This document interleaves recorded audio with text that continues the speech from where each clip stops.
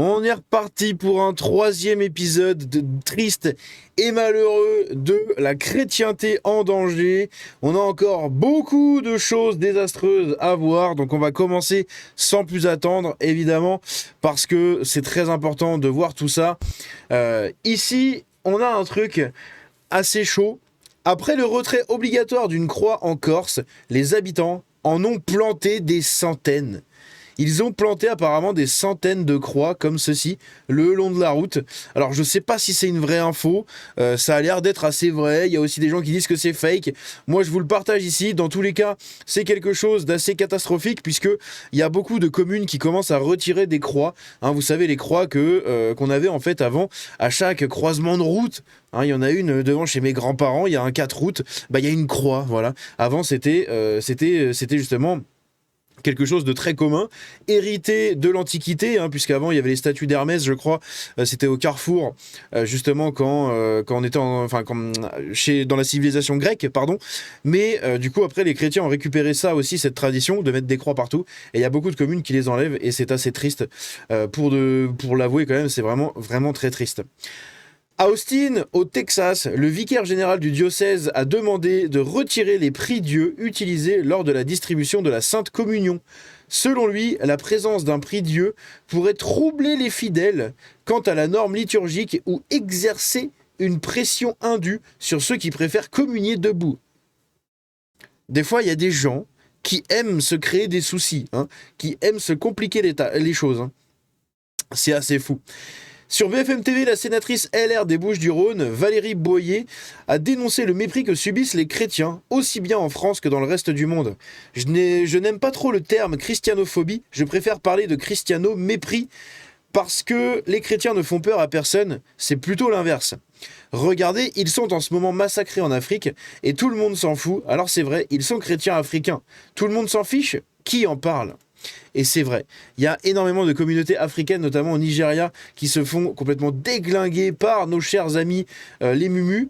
Et évidemment, personne n'en parle. À gauche, personne ne va en parler parce que ce serait mettre en cause l'islam. Et c'est pas bon de mettre en cause l'islam. Donc c'est catastrophique. En tout cas, merci à elle. Pour une fois qu'on va remercier une sénatrice LR, c'est quand même très intéressant. Olivier Giroud confie sa fierté d'être croyant et de parler de sa foi. Je laisse le Seigneur transparaître à travers moi par le respect et l'humilité. Il en faudrait plus des sportifs comme lui. Il en faudrait beaucoup, beaucoup plus des sportifs comme lui. Je vais vous laisser son passage. Il faut vivre sa foi dans la plus grande simplicité et pas en avoir honte, tout simplement. Beaucoup de personnes m'ont demandé si j'hésitais ou si j'avais honte d'en parler. Non, au contraire, c'est une immense fierté. Euh, et c'est pas forcément en parler tous les jours, tout le temps, mais laisser le Seigneur simplement transparaître à travers moi par mon attitude, euh, la façon dont je vais traiter les autres, le respect, l'humilité qui est la mienne. Voilà, c'est aussi être essayé d'être une lumière discrète, entre guillemets, voilà, à mon niveau. Et quand on me lance sur le sujet, je prends beaucoup de plaisir à partager ma foi et à tout ce qui me motive. Et je prie, moi, dans mon quotidien avant les matchs. Ça me fait énormément de bien. J'étudie un passage de la Bible. En ce moment, je suis sur les psaumes. Et aussi avec mon pasteur, on étudie les actes des apôtres avec voilà, les missions de Paul. Et donc, c'est génial.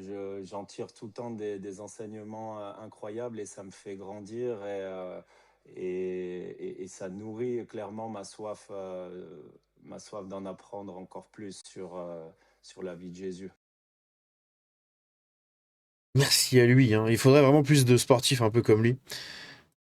Ici, on a quoi? Donc ça, c'est au Nigeria, du coup, au Nigeria, là où des chrétiens, des chrétiens, pardon, subissent en fait des massacres. Hein. Littéralement, ils se font massacrer. Et donc, en fait, ils enterrent les gens. Hein. Ils font des enterrements de masse. Regardez le convoi de cercueils qu'il y a. Ils enterrent en masse des gens, en fait, tellement ils se font massacrer parce que chrétiens. et personne n'en parle. C'est un truc de fou. Moi, j'ai pas eu le temps d'en parler à ce moment-là. C'est tellement pénible. En fait, ça dure tous les jours, tous les jours, tous les jours. L'évolution des religions des Français. Ça, c'est aussi très intéressant. 43% de catholiques en 2025.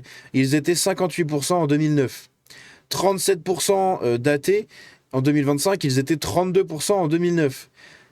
7% de musulmans en 2025, ils étaient 4% en 2009. 4% de protestants, ils étaient 2% en 2009. 1% de juifs en 2025 et en 2009, ça n'a pas bougé. 5% des autres en 2025, ils étaient 2 en 2009. Donc la chrétienté recule face aux autres religions, en fait. Comme d'hab. Ici, ça c'est un truc de fou. Regardez ça, c'est lunaire. Quelle honte! La Cour suprême finlandaise... pourquoi vous voyez pas en haut attendez, je viens de voir là. J'espère que vous avez vu les trucs avant que je vous ai montré, parce que sinon c'est pénible. J'avais pas vu que l'image était si remontée que ça. Mince.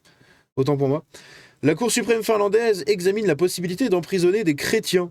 La Cour suprême de Finlande doit déterminer si la Bible constitue un crime de guerre. Vous vous rendez compte ou pas? C'est du sérieux. L'affaire vise l'évêque luthérienne Juhana Pohjola et la députée Päivi Räsänen pour avoir publiquement affirmé que les hommes et les femmes sont différents en citant la Bible à l'appui. Mais les hommes et les femmes sont différents, bordel de merde. Ce tweet, j'arrive plus à lire, je suis fatigué. Ce tweet a déclenché des années d'enquête, 3 inculpations à son encontre et une autre contre Juhana Pohjola pour la publication de sa brochure « Hommes et femmes, il les a créés ». Le parquet exige désormais la suppression de leur récit d'internet, arguant que même des propos inoffensifs devraient être criminalisés. 2 tribunaux de première instance les avaient déjà acquittés, mais le procureur a fait appel du coup jusqu'à la Cour suprême. S'ils sont reconnus coupables, ils risquent jusqu'à 2 ans de prison en vertu des lois relatives aux crimes contre l'humanité. Les critiques affirment que cette affaire pourrait de facto criminaliser le christianisme en Finlande et créer un dangereux précédent en Europe. Räsänen déclare qu'elle ne présentera pas d'excuses. Je ne m'excuse pas pour les propos de l'apôtre Paul, car il ne s'agit pas de mon opinion, mais de la parole de Dieu. Les partisans estiment que ce procès biblique marque un tournant pour la liberté d'expression et la liberté religieuse en Europe. Les opposants, quant à eux, y voient une justice enfin rendue pour discours de haine. Quoi qu'il en soit, la décision finlandaise pourrait déterminer si la citation des Écritures devient un crime. Cette image-là... Qu'est-ce que vous voulez que je vous dise? Cette image-là finira en miniature, en fait. C'est... Waouh. C'est lunaire. Pour contrebalancer le récent sondage sur les musulmans de France, l'éditorialiste de BFM, Amélie Rossic, a exprimé son inquiétude face à la montée des intégristes catholiques dans les prisons françaises, un phénomène qui, selon elle, la terrorise. Cro-Blanc, on a déjà fait une vidéo de ça, je crois. Je vous invite à aller la regarder. Mais on va écouter ce qu'elle a. Regardez ce que dit. À quel point elle est allumée du cerveau, elle. Moi, ce qui m'inquiète, c'est la montée des intégrismes en général. On le voit aux États-Unis, c'est l'intégrisme catholique, c'est une vérité. On le voit aussi oui, on le voit aussi dans les prisons. Alors, dans les prisons françaises, c'est de l'intégrisme catholique. Pour le coup, il y a eu un rapport tout récemment de la montée dans les prisons françaises des détenus qui se réclament de cette mouvance extrémiste-là. Je crois qu'il y a une recherche de sens et de terreur qui, moi, me terrorise. C'est... Qu'est-ce que vous voulez faire? Comment on peut faire société avec des gens comme ça, en fait? C'est incroyable. Un homme s'est introduit dans une église et a menacé une religieuse avant de pousser des cris d'animaux. On en avait parlé, c'est notre cher Abdel de Moissac. Je vous invite à aller regarder les vidéos que j'ai fait sur lui. Ici, la Cour suprême du Royaume-Uni a déclaré l'enseignement religieux chrétien illégal en Irlande du Nord au nom des droits de l'homme. L'enseignement religieux chrétien, c'est illégal en Irlande du Nord maintenant. Illégal. Ici, on a Pierre Ouzoulias, là, je sais pas qui, c'est un député, non, c'est un sénateur PCF, voilà. Il nous dit, après Metz, voilà que des catholiques identitaires prétendent décider de ce qu'on peut faire dans une église qui appartient à la commune. La rhétorique de la catophobie, déjà vue en Espagne, arrive en France pour censurer. Pour rappel, le culte catholique bénéficie gratuitement d'un immense patrimoine public entretenu par l'État et les collectivités. Ce privilège implique l'ouverture à des usages culturels. Parce qu'il y a eu une soirée Halloween, comme on en a déjà parlé du coup, qui allait être faite du coup dans une ancienne église. Et du coup les gens n'étaient pas d'accord. Et donc quand j'ai vu ça, bah, évidemment, hein, un communiste, ben voyons, ça m'aurait étonné. Parce que bah évidemment c'est toujours pareil, les putains de gauchistes.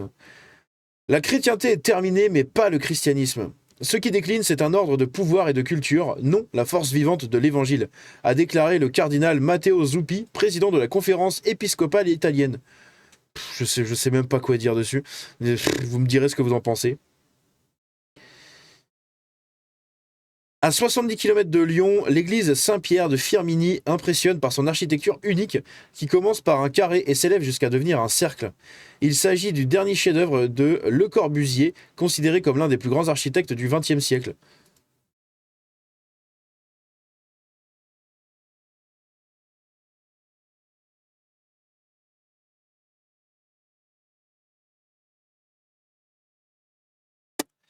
Ok.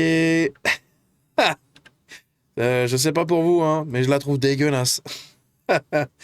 Dégueulasse. Alors oui, hein, c'est stylé dans l'architecture. Hein.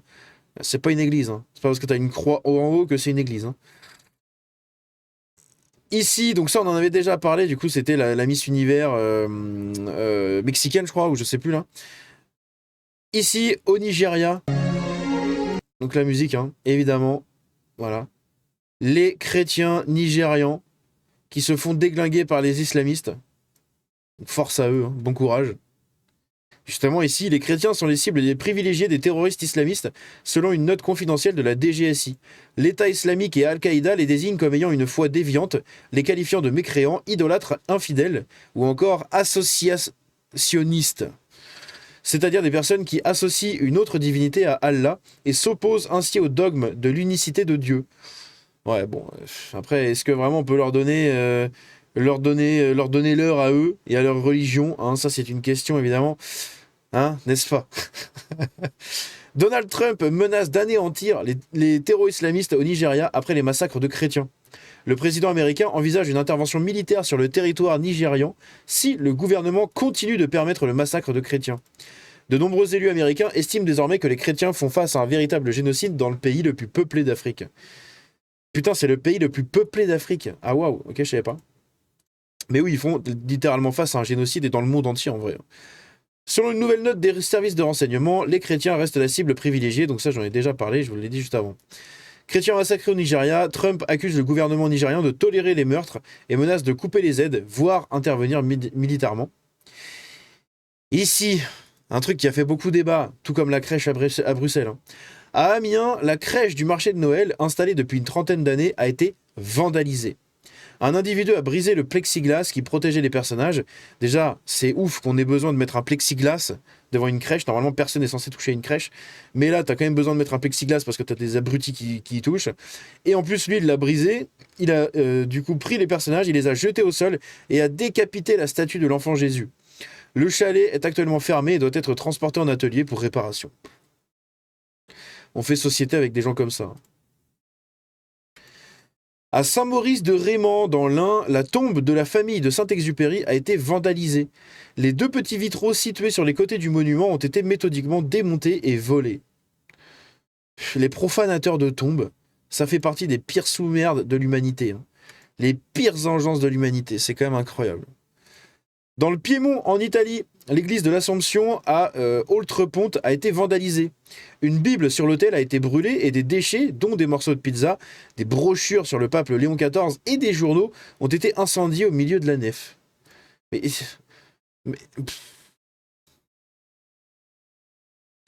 qu'est-ce que... J'ai rien à dire, en fait, j'ai rien à dire. Ça parle de lui-même, ce genre de... Enfin, bon, bref, j'arrive plus à parler. L'ancien monastère de la Chartreuse du Mont-Dieu, dans les Ardennes, véritable trésor du patrimoine, a été ravagé par les flammes. La cause de l'incendie n'est pas encore connue. Bon, je crois que tout le monde sait, comme d'habitude. Regardez-moi ce massacre.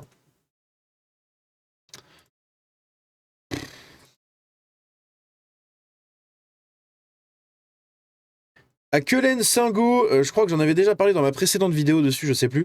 La municipalité prévoit de détruire l'église Singo pour la remplacer par un jardin du souvenir estimé à 130 000 €. Donc ils vont détruire une église. Il y a eu une pétition qui a été faite, etc. Et justement, à Singo, donc en Mayenne, l'église a été désacralisée.